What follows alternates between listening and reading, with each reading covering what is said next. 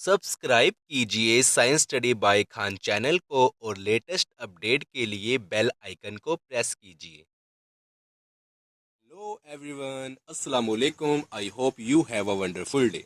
तो बच्चों, आज हम पढ़ने जा रहे हैं वेक्टर डिफरेंशियल ऑपरेटर। तो हमने लास्ट लेक्चर में पढ़ा था कि अगर कोई फंक्शन एक्स वाई और जी के रिस्पेक्ट में हो तो उसको हमने डिफरेंशिएट कैसे करना है। तो उसको हमने डिफरेंट डिफरेंट, पहले एक्स के रिस्पेक्ट में, फिर वाई के और फिर जी के रिस्पेक्ट में हमने डिफरेंशिएट किया था। तो हमने वहाँ पर एक बात कही थी कि आगे क्लास में हम किसी भी एक्स वाई और जी के फंक्शन को हम साइमल्टेनियसली एक समय में ही एक्स वाई और जी के रिस्पेक्ट में हम डिफरेंशिएट करेंगे। और जो वो डिफरेंशिएट करेंगे उसको हम क्या बोलते हैं? वेक्टर डिफरेंशियल ऑपरेटर, और इसको हम डेल भी बोलते हैं। तो ज़्यादा बात ना करते हुए मैं इस लेक्चर को स्टार्ट करता हूँ, आप समझें। और प्लीज़ आप खुश रहें, इस लेक्चर को समझें, कोई स्ट्रेस ना लें, और इंशाल्लाह आपको जो लेक्चर है अच्छी तरह से समझ आ जाएगा। तो हम स्टार्ट करते हैं। तो it is denoted by this sign. तो जो वेक्टर डिफरेंशियल ऑपरेटर है वो इस उल्टा ट्राइंगल, ठीक है, उससे रिप्रेजेंट किया जाता है, जिसको हम क्या पढ़ा जाता है? जिसको पढ़ा जाता है डेल। Read as del. और इस साइन को क्या पढ़ा जाता है? डेल। तो कोई पूछे आपको कि डेल क्या होता है, आपने इस साइन से रिप्रेजेंट करना है, जो कि क्या है? उल्टा, ठीक है ना, रेसिप्रोकल है किसका? एक ट्राइंगल का ऐसा साइन है। उसके बाद को क्या पढ़ा जाता है? डेल। अब हमने देखना है इसको डिफाइन कैसे किया जाता है। एंड डिफाइन बाय, कि इसको डिफाइन कैसे किया जाता है, अब हमने वो देखना है कि इसकी वैल्यू क्या होती है। तो एक कोई डेल है अगर, तो उसकी वैल्यू क्या होती है? मैं लिखता हूं यहां पर I cap into partial upon partial X, J cap into partial upon partial Y, K cap into partial upon partial Z. तो ये है एक डेल की वैल्यू। अगर कोई फंक्शन एक्स वाई और जी के रिस्पेक्ट में हो तो उसको हम डेल की हेल्प से एक टाइम में ही साइमल्टेनियसली उसको डिफरेंशिएट कर सकते हैं। हमको अलग अलग करने की ज़रूरत नहीं पड़ेगी। तो उस जगह पे हम डेल का यूज़ करते हैं। अब हम जो डेल का यूज़ है वो आगे भी मतलब कई प्रकार की कैटेगरी में करते हैं, हम वो देखते हैं। तो जो डेल का यूज़ है आगे हम ग्रेडियंट, डाइवर्जेंस एंड कर्ल को डिफाइन करने में भी करते हैं। ग्रेडियंट, डाइवर्जेंस एंड कर्ल को डिफाइन विदाउट डेल नहीं किया जा सकता। Del gradient, divergence and curl में एवरीवेयर यूज होता है। तो उसको हम देखते हैं क्या होता है। तो सबसे पहले हम बात करते हैं ग्रेडियंट की, कि ग्रेडियंट क्या होता है। तो हम पढ़ते हैं gradient of scalar point function. Okay, मैं यहां पे स्टार्ट करता हूं।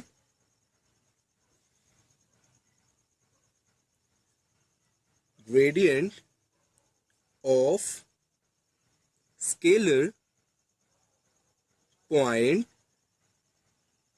फंक्शन। तो हमारा एक टॉपिक है कि gradient of scalar point function, कि स्केलर पॉइंट फंक्शन का ग्रेडियंट। तो सबसे पहले हमने क्या करना है स्टूडेंट्स में, एक हमने फंक्शन लेट करना है, कंसीडर करना है, जो कि स्केलर पॉइंट फंक्शन हो। तो यहां पर हम लिखेंगे let F be any scalar point function. Scalar point function, let f be any scalar point function and the gradient of f, the gradient of f is defined by, okay, let f be any scalar point function, the gradient of f is defined by, कैसे करें define इसको हम करेंगे del F. मतलब जो ये del की value जो हमारे पास ये है, तो ये क्या आ जाएगा, I cap del a partial upon partial X, J cap partial upon partial Y and K cap partial upon partial z into f. Again, I cap partial f upon partial x, j cap partial f upon partial y and k cap partial upon partial z. तो ये हमारा हो गया gradient of f. तो इसको हम क्या बोलते हैं, ग्रेडियंट ऑफ f. ठीक है, अब हम आगे एक एग्जाम्पल करते हैं और इसको अच्छे तरीके से समझते हैं कि ग्रेडियंट ऑफ एफ होता क्या है. ओके, तो यस स्टूडेंट, यहां हम लेते हैं एग्जाम्पल. यहां पर सबसे पहले लेते हैं हम एक function.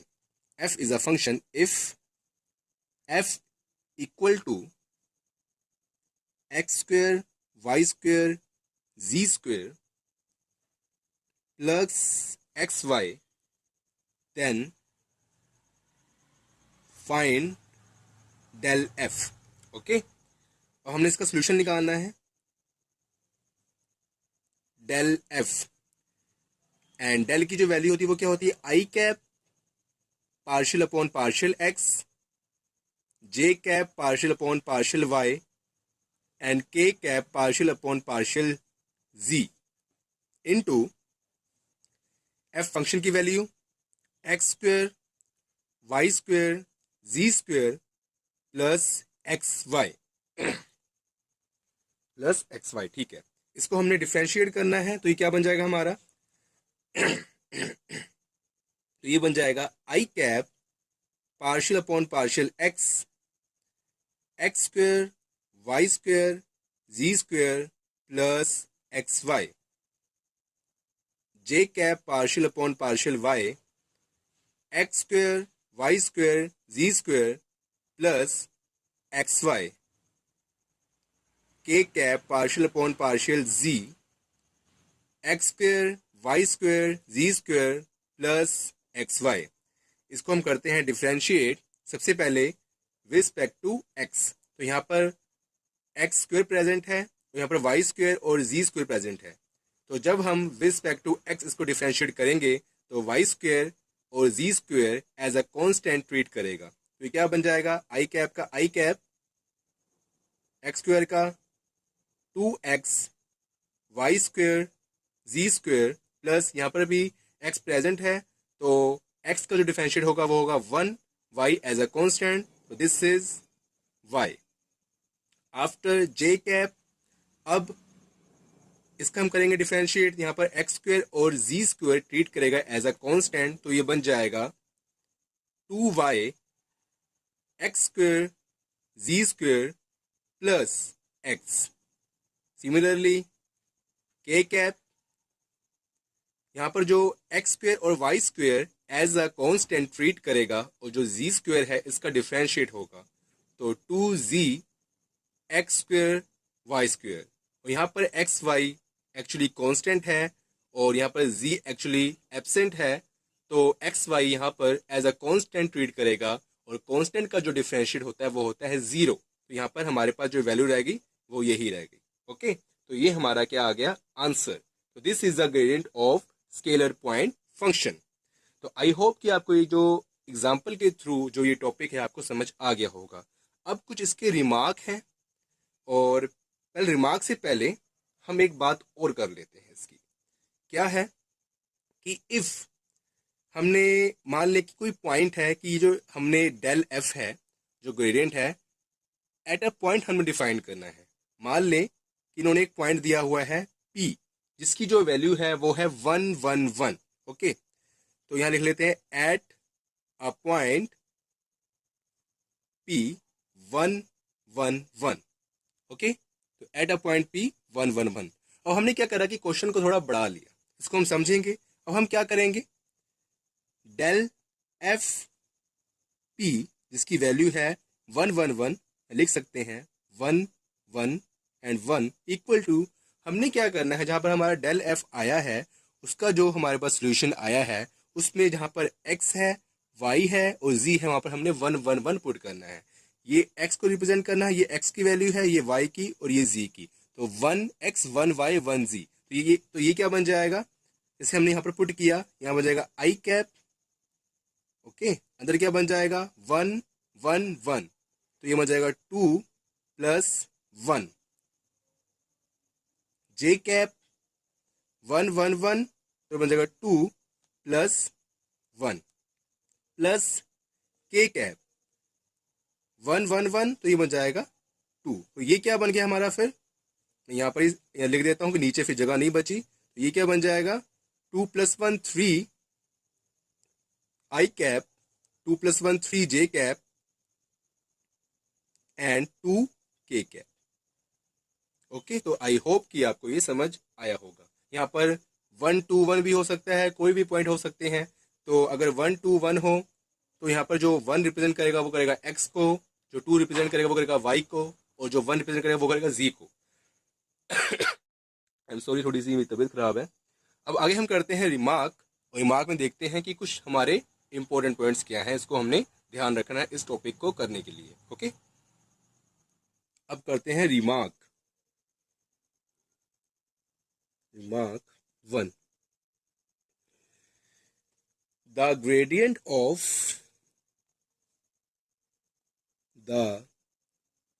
gradient of any scalar point function, any scalar point function is vector always. दूसरा remark, the scalar point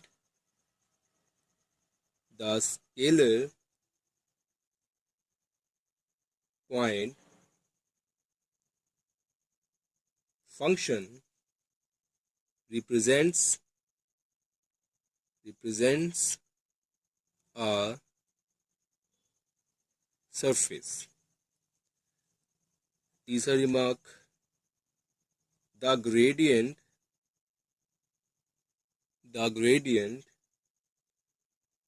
of any scalar point function represents the normal vector to the surface. Fourth, del f x1 y1 z1 equal to normal vector of surface f at point x1 y1 and z1। तो यह student, ये हमने लिखे remark. जो पहला remark हमारा है वो क्या है, the gradient of any scalar point function is vector always. तो कोई भी अगर ग्रेडियंट हो किसी स्केलर पॉइंट फंक्शन का, जैसे कि यहाँ पर जो f था वो था स्केलर पॉइंट फंक्शन, उसका हमने निकाला ग्रेडियंट, तो जो हमारे पास रिजल्ट आया वो किस में आया, वेक्टर फॉर्म में। तो वही हमें बात कह रहा है कि the gradient of any scalar point function is vector always. आगे जो हमारा दूसरा रिमार्क है वो क्या है, the scalar point function represents a surface, कि जो ये स्केलर पॉइंट फंक्शन है ये एक सरफेस को रिप्रेजेंट करता है, कि एक सरफेस है 2D में या फिर 3D में, जैसी मर्जी है। अभी हम बात कर रहे हैं 3D की, तो यहाँ पर हम 3D की बात करेंगे, 2D को हम छोड़ देंगे। तो वो एक सरफेस को रिप्रेजेंट कर, जैसे कि ये एक सरफेस है, इसको रिप्रेजेंट कर रहा है। आगे क्या है, the gradient of any scalar point function represents the normal vector to the surface. तो जो ये फंक्शन है ये तो रिप्रेजेंट कर रहा है एक सरफेस को, जैसे कि एक सरफेस है, लेकिन आफ्टर जो हमने इसके ऊपर ग्रेडियंट लगा दिया, डेल एफ निकाल लिया, तो जो ये वेक्टर फॉर्म आई वो क्या रिप्रेजेंट कर रहा है, वो रिप्रेजेंट कर रहा है नॉर्मल वेक्टर, कि कि जैसे कि ये हमारे पास एक शीट है, ये क्या है, एक सरफेस है। तो ये सरफेस के ऊपर जो ये पेन है, जो मैंने पेन ऐसे अपना स्ट्रेट खड़ा किया है, ये किसको रिप्रेजेंट कर रहा है, उसके नॉर्मल वेक्टर को रिप्रेजेंट कर रहा है। ठीक है, तो ये क्या है, वेक्टर, मतलब ये क्या है, ग्रेडियंट ऑफ एफ, और ये क्या है, एफ। तो ये पूरा एफ है सरफेस, और जो ये नॉर्मल वेक्टर है, ये किसको रिप्रेजेंट कर रहा है, वेक्टर को, जो ग्रेडियंट एफ का रिजल्ट है। तो जो ग्रेडियंट एफ है वो रिप्रेजेंट करता है नॉर्मल वेक्टर, मतलब उसके ऊपर परपेंडिकुलर 90 डिग्री का एंगल बना रहा है सरफेस के साथ। ठीक है, उसके बाद del f x1 y1 z1 equal to normal vector of surface f at point x1 y1 z1। तो वही ऐसे हमने बात कही थी, पीछे हमने जो वैल्यू पुट करी थी, जैसे कि एक पॉइंट है यहाँ पर x1 y1 z1, ये एक पॉइंट है x1 y1 एंड z1, और ये एक सरफेस है पूरा, उसके ऊपर एक पॉइंट है, और ये पॉइंट की जो कोऑर्डिनेट्स हैं वो क्या है, x1 y1 z1। तो इस पॉइंट के ऊपर अगर हम एक नॉर्मल वेक्टर रिप्रेजेंट करते हैं तो ये उसको शो करता है, normal vector of surface f at point x1 y1 and z1। तो ये जो ग्रेडियंट है इसका जो यूज है वो दो जगहों पर किया जाता है। एक तो नॉर्मल वेक्टर को फाइंड करने के लिए, जो कि हमने यहाँ पर किया। तो यस स्टूडेंट, हमारे पास आज क्वेश्चन है पहला, इसके बाद हम एक और क्वेश्चन करेंगे, उस टॉपिक को फिनिश करेंगे। तो हमारे पास हमने जो लिया न्यूमेरिकल क्या है, find the unit normal vector to the surface, this surface है ये, एट पॉइंट -1 -1 2, और जो सरफेस क्या है, x y की पावर 3 एंड z की पावर 2 इक्वल टू 4। सोल्यूशन निकालते हैं इसका। Let f is a function and this is surface. तो जो हमारे पास जो एक फंक्शन होता है, हमने पढ़ा था स्केलर पॉइंट फंक्शन, वो एक सरफेस को ही रिप्रेजेंट करता है। ये हो जाएगा x y cube z square -4 equal to 0। तो हमने 4 को इस साइड ले आए लेफ्ट हैंड साइड, और राइट हैंड साइड में हमारा क्या बच गया, 0। इसके बाद हमने क्या निकालना है, हमने फाइंड क्या करना है, पहली बात तो यूनिट नॉर्मल वेक्टर। ठीक है, तो इसके लिए सबसे पहले हमें क्या निकालना पड़ेगा, इसके लिए हमें निकालना पड़ेगा डेल एफ, मतलब ग्रेडियंट एफ, और जो ये पॉइंट दिया है एट पॉइंट दिस। उसके बाद हमें इसका यूनिट वेक्टर निकालना पड़ेगा, जो हमारे पास वेक्टर आएगा उसका हम निकालेंगे यूनिट वेक्टर। तो वो हमारा क्या होगा, यूनिट नॉर्मल वेक्टर। ओके, चलो हम निकालते हैं इसका। सबसे पहले क्या निकालना है, gradient of F. Gradient F del F, तो ये क्या आ जाएगा हमारा, I cap partial upon partial X, J cap partial upon partial Y, and K cap partial upon partial Z, and function X Y की पावर 3 जी स्क्वेयर -4।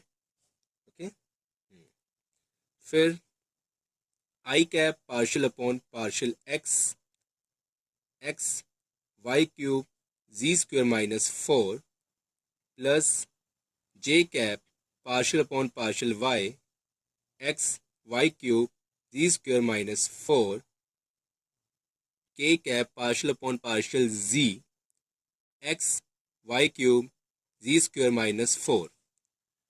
इसको हमने differentiate करना है, तो यहाँ पर x है, x ओनली सिंगल है, x की पावर 1 है, तो ये हमारे पास क्या आ जाएगा, I cap Y cube Z square, 4 constant है तो 0, plus J cap respect to Y करना है, यहाँ पर क्या है वाई क्यूब, तो ये बन जाएगा हमारा 3y स्क्वेयर एक्स जी स्क्वेयर, यहाँ पर क्या है कॉन्स्टेंट है तो 0, plus K cap and respect to z। तो यहाँ पर जो z है वो क्या है, z स्क्वेयर, तो ये बन जाएगा after differentiate 2z X Y cube, और 4 क्या है कॉन्स्टेंट, तो यहाँ पर भी 0। तो ये आ गया हमारा डेल एफ, मतलब ग्रेडियंट एफ आ गया। अब हमने जो ग्रेडियंट एफ निकालना है वो इस पॉइंट पे निकालना है। ठीक है, तो हमने क्या करना है अब आगे, now now del F at point -1 -1 and 2। इसका मतलब क्या है, जहाँ पर x है वहाँ पर -1 पुट करना है, जहाँ पर y है वहाँ पर भी -1 पुट करना है, और जहाँ पर z है वहाँ पर हमने 2 पुट करना है इस इक्वेशन में। तो हम करते हैं आई कैप -1 की पावर 3, 2 की पावर स्क्वेयर मतलब 2 की power 2, J cap 3 -1 square -1 and ये मैं थोड़ी सी चकोर वाली जो ब्रैकेट वो पा लेता हूँ कि आपको समझ आ जाए, एंड 2 की पावर स्क्वेयर, 2 की पावर 2 स्क्वेयर बोल देता हूँ, एंड 2 2 -1 की पावर 3, तो ये क्या बन जाएगा, -1 की पावर 3 तो बन गया -1, और 2 की पावर 2 है तो ये क्या बन गया 4, तो 4 इंटू -1 तो -4 आई कैप, उसके बाद प्लस, देखते हैं क्या बनता है, प्लस के माइनस बनता है, -1 की पावर 2 तो ये बन गया 1, यहाँ पर क्या -1 और 1 -1, 2 की पावर 2 तो बन गया 4, तो -4 तो बन गया -4 जे कैप, उसके बाद -1 की पावर 3 तो बन गया -1, ये -1 -1 +1 और ये 2 टू द 4, तो ये क्या बन जाएगा +4 के कैप, ओके, +4 के कैप। तो ये क्या हमारे पास क्या आ गया, वैल्यू आ गई हमारे पास डेल एफ एट पॉइंट -1 -1 2। अब हम निकालना है, ये हमारे पास आ गया normal vector at surface this, ये सरफेस है हमारा, और ये क्या आ गया नॉर्मल वेक्टर। अब निकालना है यूनिट नॉर्मल वेक्टर, मतलब इसका हम निकालना है यूनिट वेक्टर, तो यहाँ लिख देते हैं, ये क्या है सरफेस, और ये क्या है नॉर्मल